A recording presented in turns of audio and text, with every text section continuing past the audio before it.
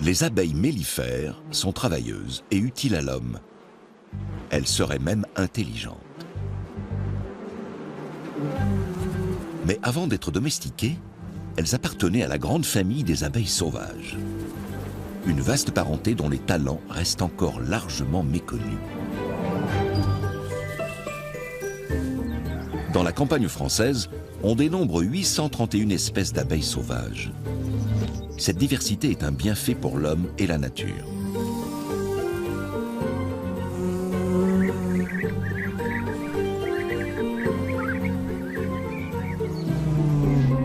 Toutes les abeilles, sauvages et domestiques, perçoivent des couleurs que nous ne pouvons voir. C'est un atout pour trouver les fleurs. Mais certaines sont-elles meilleures pollinisatrices que d'autres? Il en existe de minuscules, d'autres grandes comme le pouce. Mais toute la famille des abeilles sauvages présente des capacités étonnantes.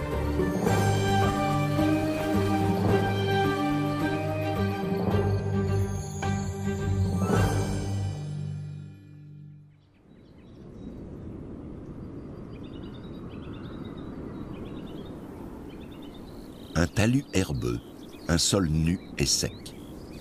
C'est un habitat idéal pour les abeilles sauvages. Cette mini-falaise paraît désertée, mais elle renferme toute une vie prête à éclore. Dès les premiers jours du dégel, lorsque le soleil réchauffe la terre, la nourriture des abeilles surgit du sol. Le tussilage fleurit souvent dès le mois de février, peu avant que les premières abeilles sauvages ne sortent d'hibernation. Les andrènes et les collettes, les premières à quitter leur nid, se mettent tout de suite en quête de fleurs. Au cours du vol, les abeilles se chargent électriquement et les fleurs présentent une charge électrique opposée. Voilà pourquoi les grains de pollen semblent sauter sur l'insecte. Ainsi, le tussilage est pollinisé, même quand l'abeille qui le butine est un mâle qui ne s'intéresse qu'au nectar. Le pollen, la partie mâle de la plante accrochée au poil de l'insecte, doit atteindre les organes femelles de la fleur. Pour le tussilage, c'est une question de survie. Des plantes sont capables de modifier leur charge électrique en un rien de temps, afin qu'un maximum de pollen se fixe sur l'abeille. Les abeilles sauvages n'ont pas d'apiculteurs pour leur offrir un abri. Elles s'en construisent donc un elles-mêmes. Nombre d'espèces font ainsi leur nid dans le sol.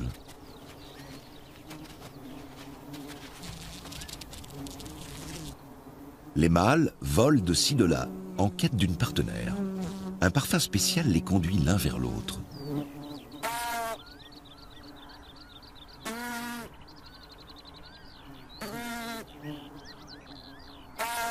Des bourdonnements accompagnent l'accouplement.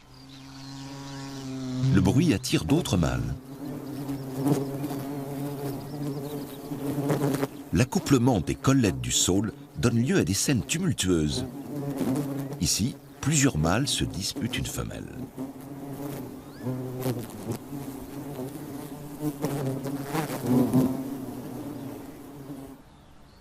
Toutes les abeilles sauvages ne nichent pas dans le sol.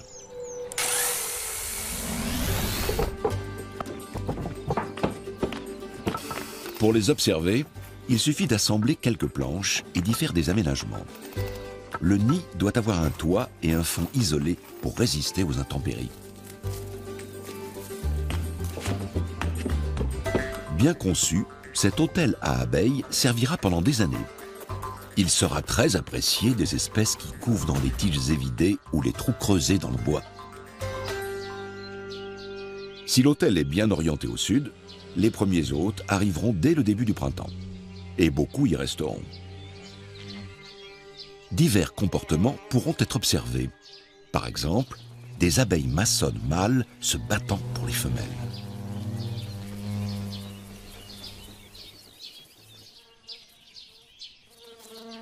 Pendant que certaines de ces osmies cornues s'accouplent, un premier prédateur arrive.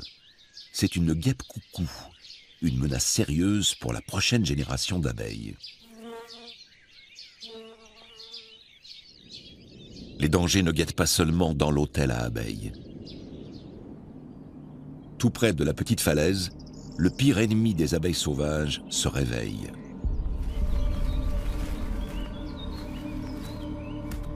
L'insecte qui émerge de la terre n'annonce rien de bon pour les collettes du saule.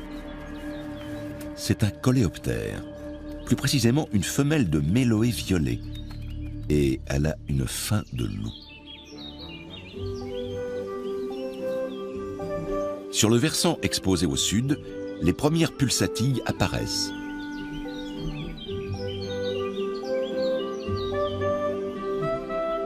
La gentiane et l'adonis cherchent eux aussi à attirer l'attention des pollinisateurs. Mais à l'exception de quelques bourdons, les abeilles semblent bouder leurs fleurs splendides. Où sont passées toutes les andrènes et les collettes de la colonie voisine?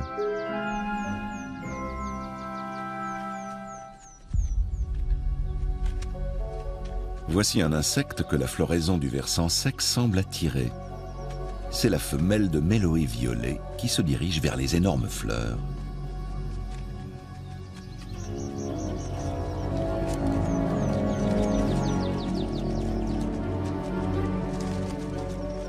Elle recherche les parties de la plante les plus riches en énergie.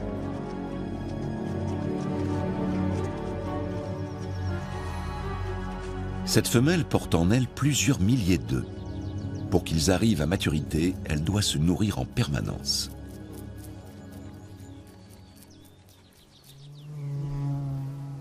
Si les gentianes et les pulsatilles ne parviennent pas à attirer les pollinisateurs, le saule en est littéralement assailli.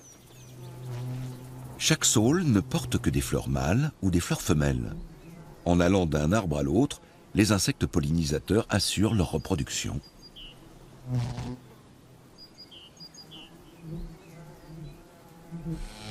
Comme son nom l'indique, la collette du saule apprécie tout particulièrement les chatons de cet arbre. Elle butine peu les autres fleurs. Chargée de pollen, la collette revient vers son nid qu'elle avait bouché avec de la terre avant de partir.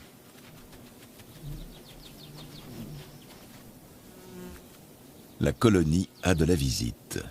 Un couple de méloées violets inspecte la crèche des abeilles sauvages. Bientôt, ce sera peut-être leur crèche.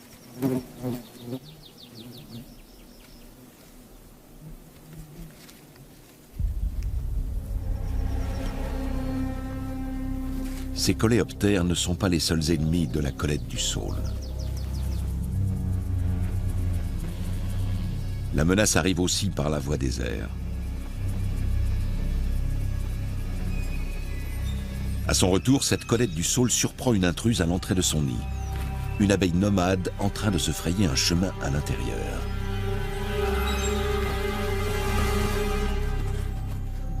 Elle avait presque réussi son coup. Les nomades sont des abeilles coucou.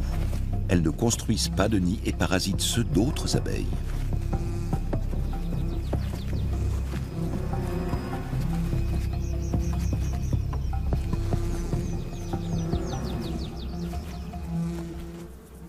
Nombre d'abeilles sauvages ont leurs abeilles coucou attitrées. Ainsi, une sphécode albilabris indique souvent la présence d'un nid de collette du saule. La collette femelle attend dans sa galerie.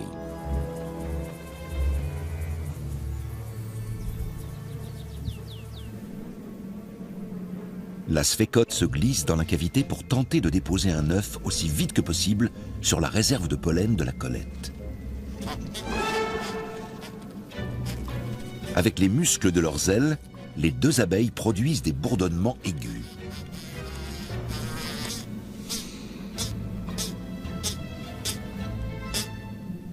« Veux-tu bien déguerpir » dit en substance la collette du saule.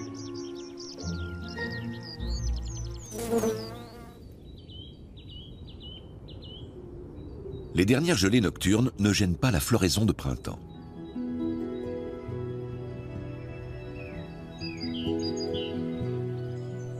La pulmonaire pousse dans les forêts de feuillus clairsemés.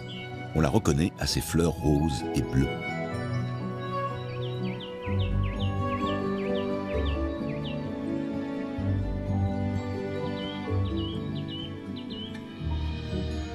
Au départ, le bouton de fleur est toujours rose. Au fil des jours, ses pétales se teintent de bleu.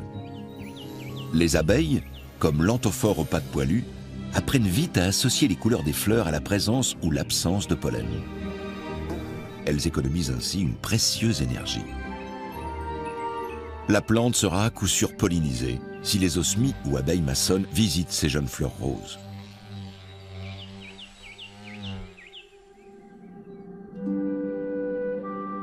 Lorsque l'exploitation agricole est respectueuse de la nature, on observe une grande diversité de fleurs et par conséquent d'abeilles sauvages. Dans les prairies marécageuses et rarement fauchées, de très grandes fleurs cherchent à attirer les pollinisateurs.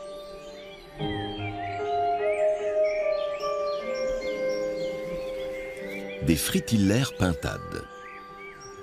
Ces fleurs sont relativement rares. En France, elles se concentrent dans l'ouest du pays.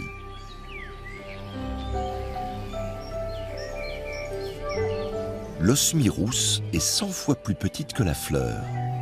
Une seule corolle suffit à la rassasier. Chacun des 6 pétales possède une glande qui produit du nectar sans interruption pendant 3 jours. L'autel à abeilles est désormais entouré de fleurs multicolores. Les osmies qui y ont élu domicile ne sont pas difficiles. Elles pollinisent toutes les fleurs des environs.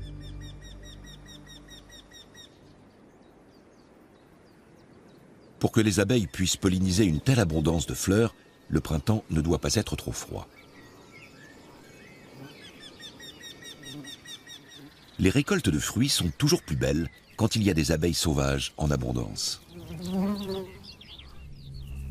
La petite Lasioglossum marginatum rentre au nid chargée de pollen. C'est sa récompense pour avoir dispersé des grains de pollen sur les fleurs femelles au cours de son butinage. Les arbres fruitiers grouillent de guêpes et d'abeilles, domestiques et sauvages. La biodiversité et le taux de pollinisation sont plus élevés sur les exploitations durables où l'on a peu ou pas recours aux insecticides. Les abeilles Lasioglossum marginatum font leur nid dans le sol. À mesure qu'elles creusent, la terre s'accumule à l'extérieur. L'entrée du nid se trouve au sommet de ces petites cheminées. Les nids sont souvent les uns à côté des autres. Leurs monticules qui émergent dans la prairie évoquent des modèles réduits des termitières de la savane africaine.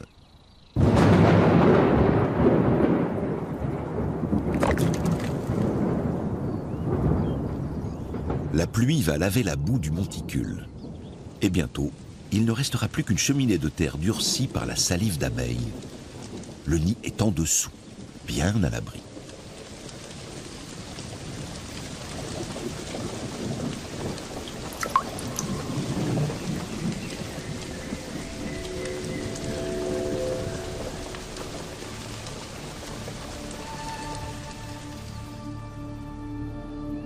À la différence de la plupart des abeilles sauvages, les Lasioglossum marginatum vivent en société. Elles ont une reine qui peut vivre 6 ans, un âge canonique à l'échelle des abeilles. Peu après l'éclosion, les ouvrières bâtissent des cellules souterraines pour stocker le pollen. Il servira à nourrir les larves.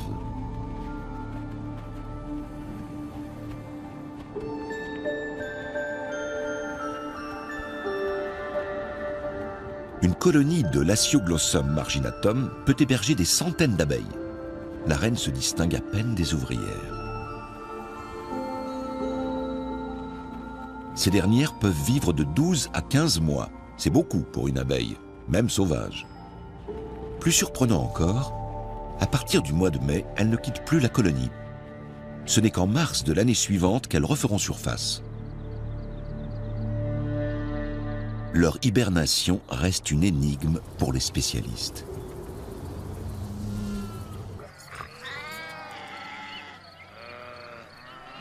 Un troupeau de moutons n'est pas un danger pour l'abeille sauvage. Au contraire, les Lasioglossum marginatum ont besoin de sols argileux, avec peu de végétation. Elles n'aiment guère les champs exploités de façon trop intensive. L'idéal, ce sont les prés pâturés 1 ou 2 fois par an, car les moutons rasent les plantes vivaces et les arbustes qui pourraient empêcher la lumière du soleil de réchauffer le sol. Les ouvrières, qui attendent l'année suivante nichées à 1 mètre de profondeur, ne survivraient pas sans le berger et ses bêtes.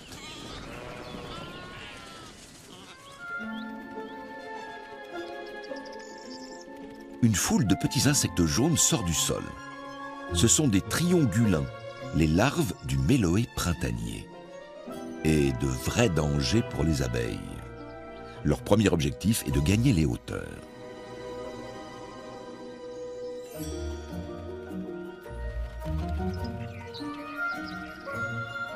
Une fois bien installés dans une fleur, les triongulins guettent les abeilles sauvages.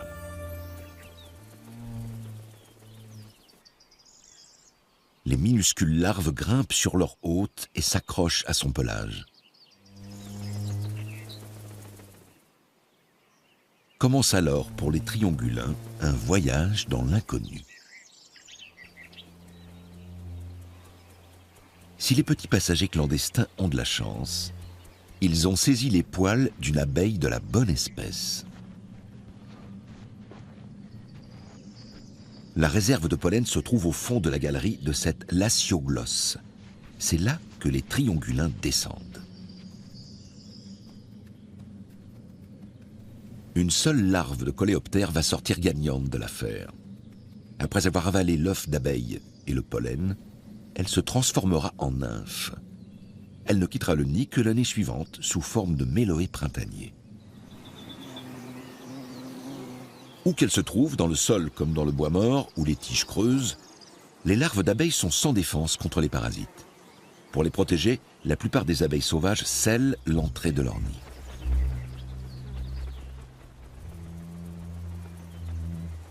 L'osmie cornue transporte dans ce but de l'argile et de petites mottes de terre jusqu'à l'hôtel à abeilles.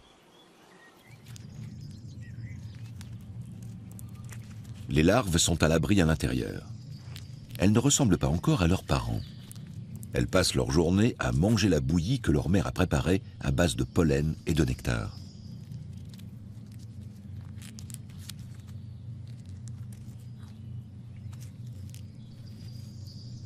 Chaque cellule gorgée de pollen abrite une larve.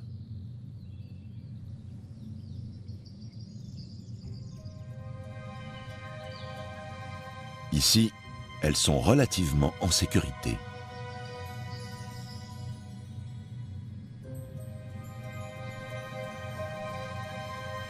Par contre, au dehors, les adultes courent bien des dangers.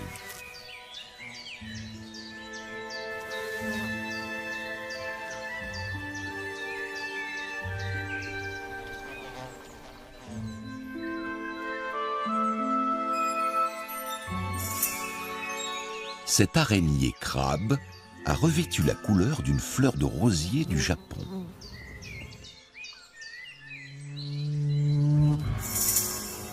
Elle guette sa future proie, mais pas n'importe laquelle. Certains insectes sont trop gros pour elle.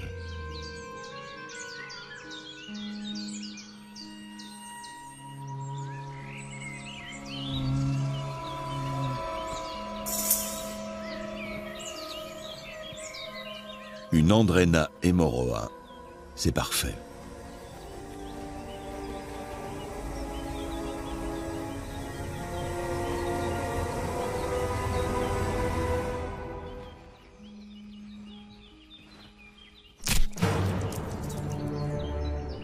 Une fois capturée, elle ne peut plus lui échapper.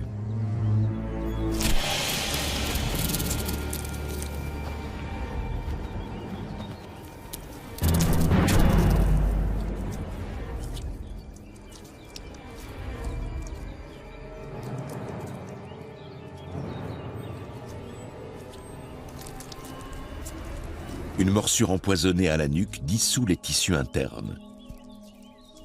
L'araignée crabe n'a plus qu'à les aspirer.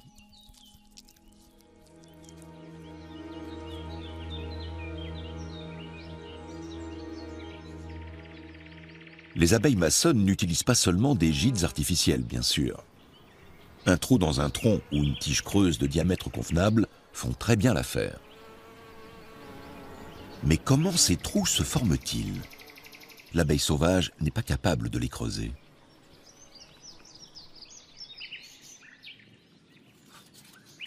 De nombreux coléoptères se développent dans le bois mort. Surtout les xylophages, comme le clite arqué. Sa larve creuse les chênes ou les hêtres pendant 2 ans avant de se transformer en coléoptère dans sa galerie.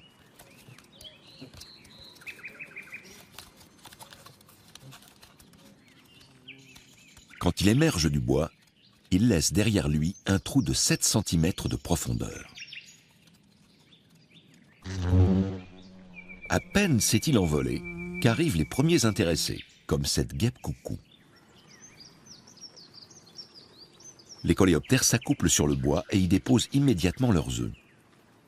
Chacun d'eux va bâtir un futur logement pour hyménoptères. Un trou creusé est rarement laissé de côté.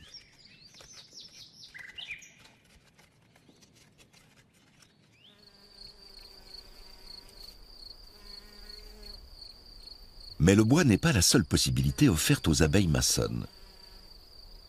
Il existe aussi des maisons préfabriquées.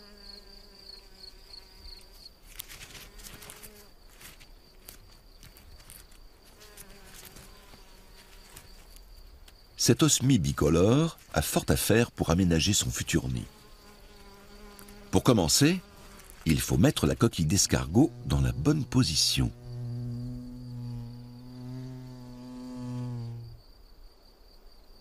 Après cet effort, la petite abeille sauvage doit prendre des forces. Elle n'est pas difficile. Le principal, c'est qu'il y ait du nectar sucré.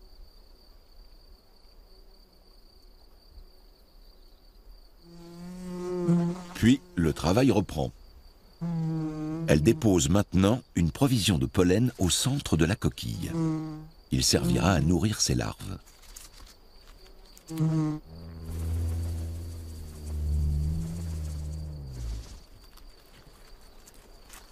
Ensuite, elle construit un opercule à base de cailloux et de ciment végétal pour barricader l'entrée du nid.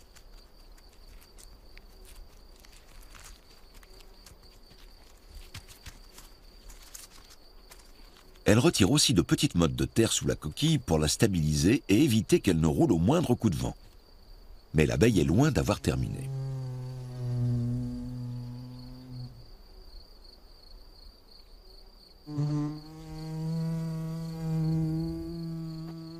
Elle va maintenant effectuer une bonne centaine de trajets pour transporter des brins de paille, des aiguilles de pin et des brindilles jusqu'à la coquille.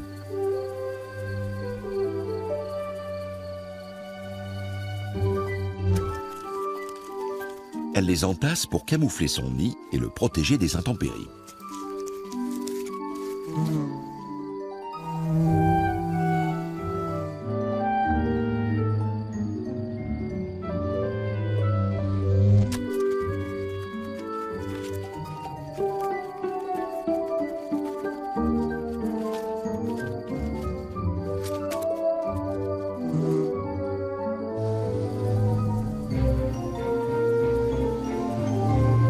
La petite abeille est capable de déplacer des brindilles de 10 cm de long.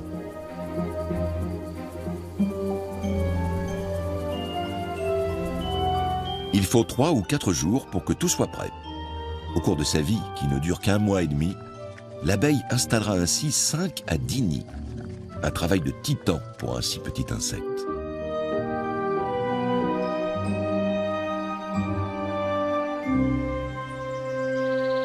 Mais certaines abeilles sauvages ont des modes de construction encore plus curieux. Les feuilles de cet érable présentent de larges trouées. La responsable, la voici. C'est une mégachile ou abeille découpeuse. Elle prélève des fragments de feuilles de certaines espèces et s'envole avec. Elle les transporte jusqu'à l'hôtel des abeilles.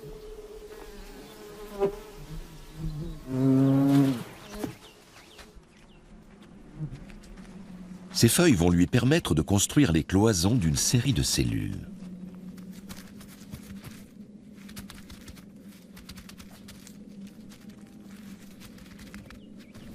Chacune de ces cellules séparées par les morceaux de feuilles abrite une larve.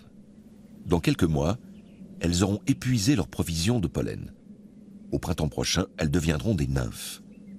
Peu après, une nouvelle génération d'abeilles sortira du nid de feuilles.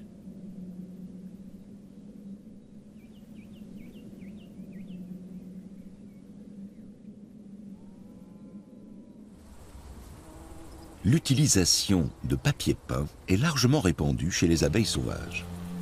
Voici une espèce très rare, une Hoplitis moxari.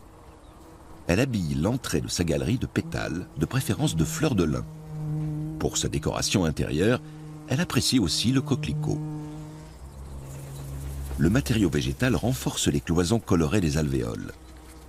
Il a aussi probablement une fonction hygiénique.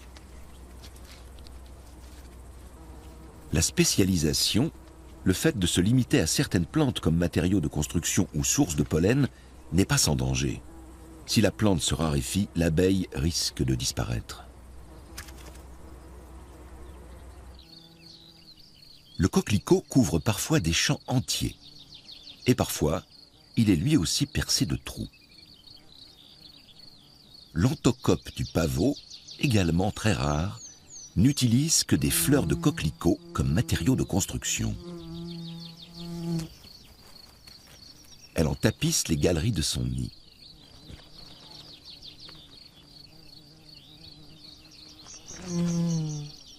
Pour l'instant, cette pente sèche forme un petit site bien protégé.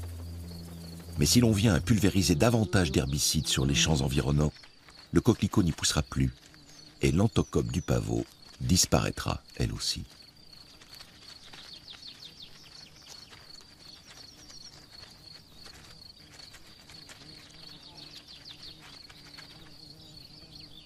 Comme la plupart de ses congénères, l'anthocope du pavot ne survit que là où est pratiquée l'agriculture extensive.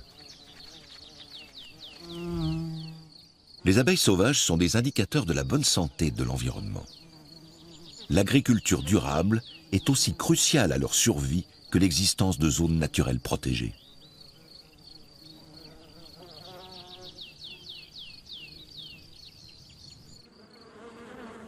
La France compte environ 1 350 000 colonies d'abeilles, soit à peu près 60 milliards d'ouvrières. Au début du printemps, il faut y ajouter les mâles. La seule tâche des faux-bourdons est de s'accoupler avec les jeunes reines. En dehors de cette mission, ils ne sont que des pensionnaires sans intérêt pour la colonie.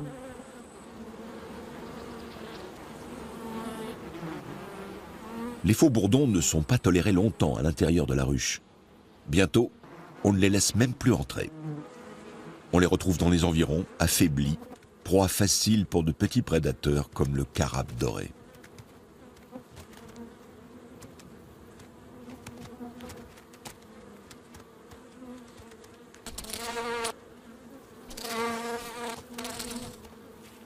Une morsure à la base de l'aile et le coléoptère est assuré de faire un bon repas.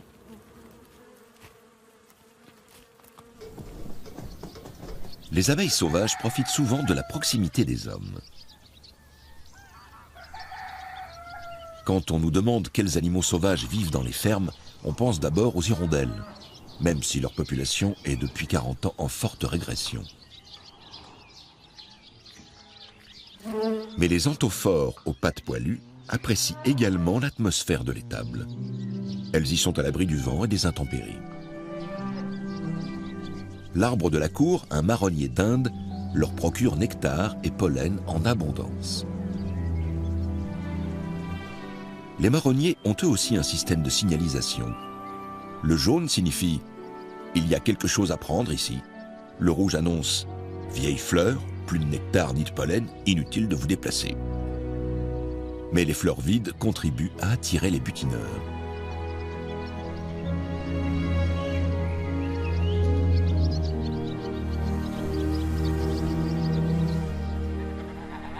Cette vieille ferme offre un refuge à un grand nombre d'abeilles sauvages. Une Antidie cotonnière a pris ses quartiers dans un poteau de la clôture. Elle aime les fleurs violacées de l'épière officinale. La fleur s'épanouit justement derrière la ferme, dans une prairie où prospère une grande variété de plantes. Le mâle de l'Antidie cotonnière possède des épines dures à l'extrémité de l'abdomen. c'est un petit insecte agressif. Gare à l'abeille qui s'approche de la zone qu'il s'est appropriée. Le sphinx colibri est protégé par sa grande taille. Il peut boire tranquillement le nectar de l'épierre.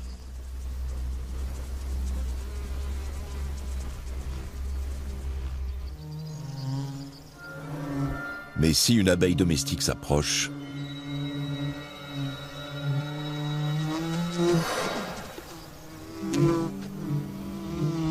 cette attaque en règle a fait fuir la butineuse. Pour observer les anthidies cotonnières, il suffit de planter des épierres dans ses plates-bandes ou dans un pot.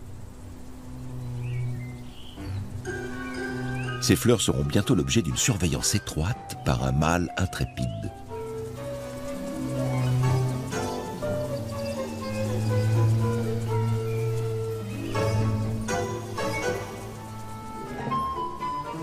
Une femelle butine du nectar des pierres.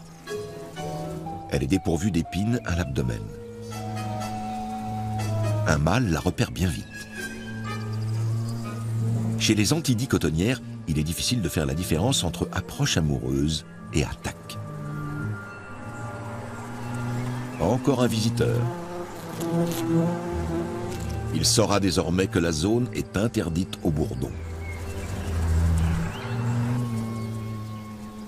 Le jardin offre aussi des plants d'épierres laineuses. Un peu de nectar pour prendre des forces. Et voilà que l'épierre doit être défendue contre une andrène. C'est ensuite une abeille domestique qui s'attaque à son trésor. Les épines de son abdomen sont faites pour blesser grièvement les rivales.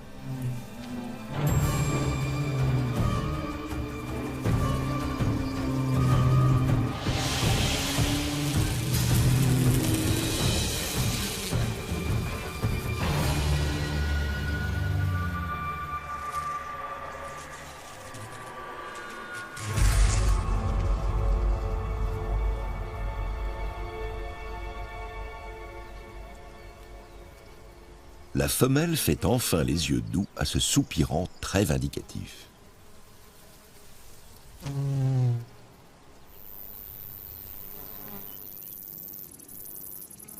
La spécialisation contraint parfois les abeilles sauvages à des adaptations particulières.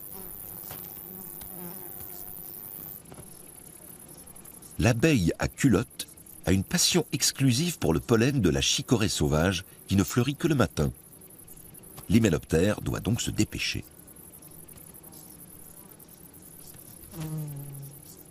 Chaque jour, elle aménage une cellule de son nid. Elle dispose de 4 heures pour récolter le nectar nécessaire à la larve de cette cellule, car dès midi, les fleurs de la chicorée sauvage seront fanées. Pour exploiter au mieux ce court laps de temps, l'abeille à culotte possède d'énormes brosses sur ses pattes arrière. Elle peut ainsi recueillir beaucoup de pollen à la fois et n'a pas besoin d'interrompre sans cesse le butinage pour transporter le pollen jusqu'au nid. Un mâle lui fait des avances. Mais la femelle butine pour ses petits, elle s'est donc déjà accouplée. Ces brèves rencontres ne l'intéressent plus. À midi, elle rentre au nid pour la dernière fois avec une lourde charge. Elle a ensuite tout l'après-midi pour s'occuper de l'aménagement intérieur de sa galerie.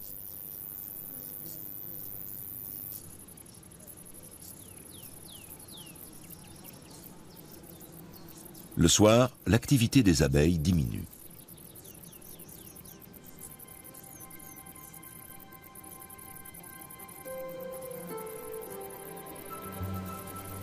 Nectar et pollen ont été recueillis en grande quantité. La température baisse, les abeilles sauvages se retirent dans leurs abris ou se retrouvent pour passer la nuit ensemble.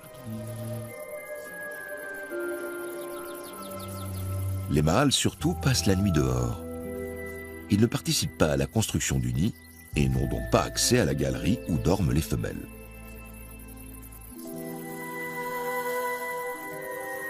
Certains mordent dans un roseau et passent la nuit ainsi.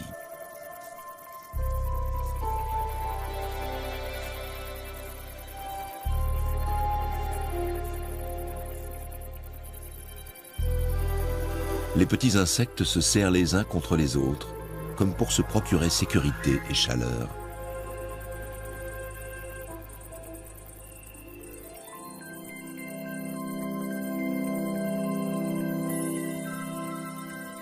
Enveloppées par la nuit, les abeilles s'endorment.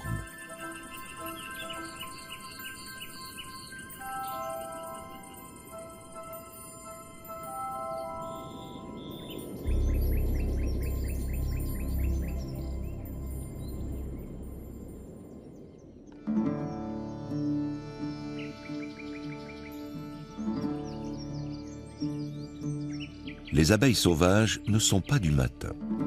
Tant que la rosée recouvre les prairies, elles ne bougent pas.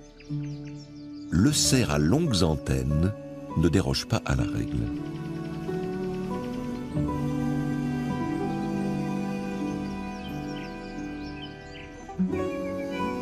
Lentement, la petite société s'éveille.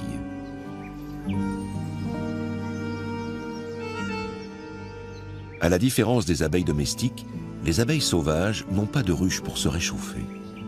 Ce sont des enfants du soleil. Lorsque ces rayons réchaufferont les petites endormies, leur respiration s'accélérera. Alors, elles s'étireront et feront leur toilette. Puis, dès qu'il fera assez chaud, elles se jetteront affamées dans cette nouvelle journée. Chez les eucères à longues antennes, les mâles sortent de l'œuf quelques jours avant les femelles.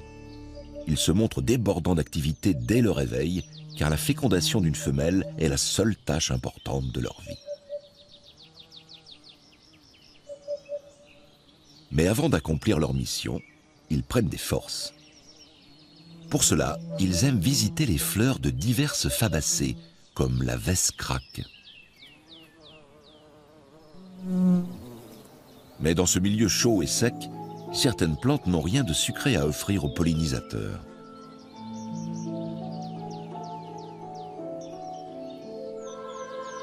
L'Ophrys bourdon est une orchidée. Son seul et unique pollinisateur est le cerf à longues antennes.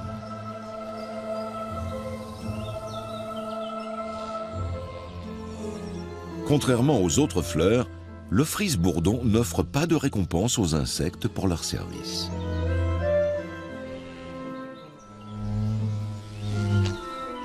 Une Ancystrocerus oviventris s'aperçoit très vite de l'escroquerie. L'anthrophore à pattes poilues comprend elle aussi rapidement qu'il n'y a rien à prendre. L'Ophrys est une plante leurre. Elle imite la femelle eucère à longues antennes. Ce n'est pas évident pour l'œil humain, mais pour les eucères mâles, l'aspect et l'odeur de la fleur sont ceux d'une femelle très attirante. Ils ne résistent pas à la tentation de s'accoupler. Pris dans l'action, ils ne se rendent pas compte du stratagème de l'Ophrys bourdon. Pendant la phase d'approche, la tête de l'insecte frôle les pollinies, les réservoirs à pollen de la fleur. Cela suffit pour qu'elle se détache et vienne se coller sur l'abeille. La tête couverte de pollen, le mâle met le cap sur une autre orchidée qu'il va alors polliniser.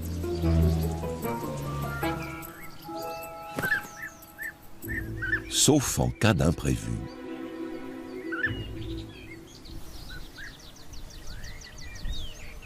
Car partout, des becs affamés guettent les imprudents.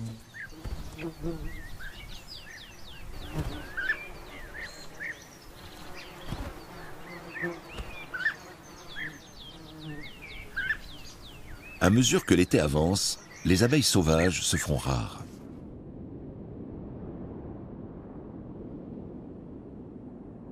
Mais certaines plantes ne fleurissent qu'à la fin de la saison. Et certaines abeilles sauvages attendent ce moment pour se manifester. Comme souvent, un versant argileux inondé de soleil offre des conditions de vie idéales.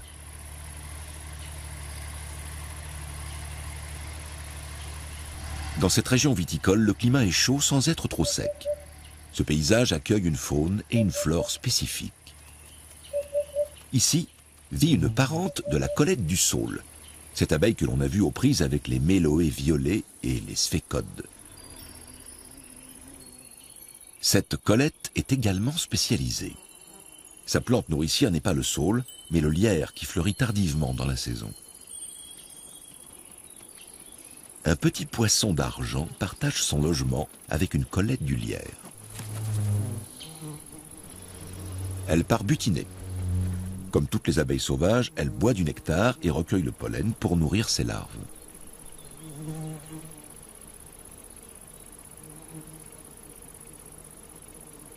S'il faut aujourd'hui protéger nos abeilles sauvages, ce n'est pas seulement pour elles-mêmes. Elles ont pour nous un immense intérêt économique. Des chercheurs ont récemment chiffré la valeur monétaire du travail fourni par les insectes pollinisateurs en Europe. Elle s'élève à 14 milliards d'euros par an. Une grande part de cette somme est à mettre au compte des abeilles sauvages.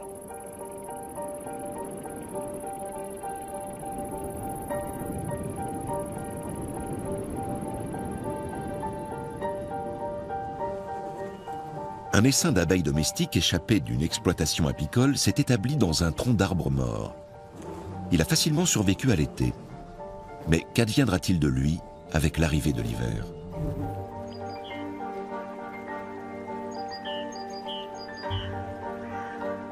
Le gel et la neige ont fait leur apparition. Le bourdonnement s'est tu dans la prairie. Les abeilles domestiques ont été prises par le froid.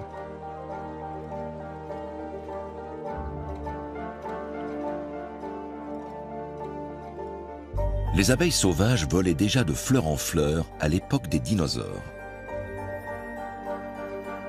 Depuis, toutes les fleurs ont été pollinisées avec soin, avant même l'apparition des abeilles domestiques. Les abeilles sauvages ont toujours survécu à l'hiver, sans nul besoin de nos services.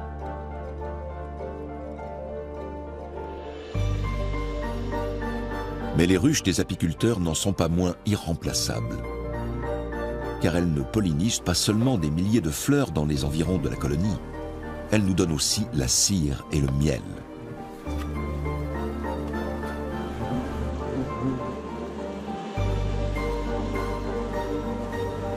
La domestication de l'abeille se perd dans la nuit des temps. L'homme a su faire de ces petits insectes les compagnons ailés et zélés de son quotidien. Raison de plus pour ne pas oublier tout ce que nous devons à leurs cousines sauvages.